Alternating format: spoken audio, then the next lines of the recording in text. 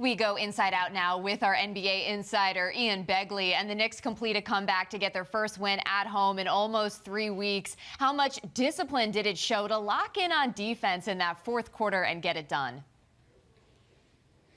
A significant amount, Maria, because you mentioned it. The Knicks were down as many as 12 in the third quarter, and it looked like this thing could go Indiana's way, and it would have been ugly for the Knicks because it would have been a fourth straight loss at home, a sixth loss in 7 games. But they turned it around on the defensive end, and you give credit to Tom Thibodeau for finding a good group to close this game. It was Julius Randle, Taj Gibson, Derrick Rose, R.J. Barrett, Alec Burks on the floor. They defended well, they knocked shots down, and they got an important win here tonight at Madison Square Garden.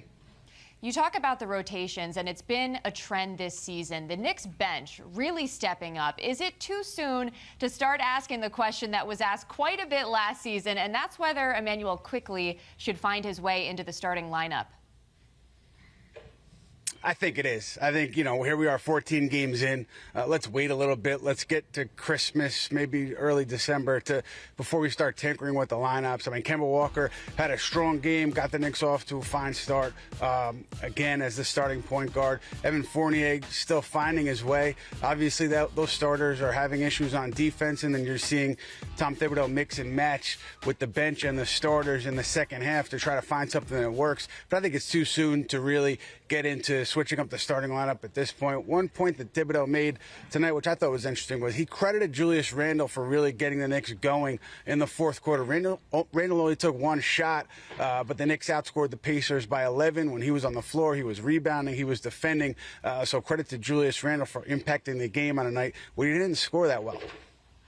Fair enough. And Mitchell Robinson left the game early with a sore ankle. Is health at the center position just a storm the Knicks need to weather, or should they be looking for another solution?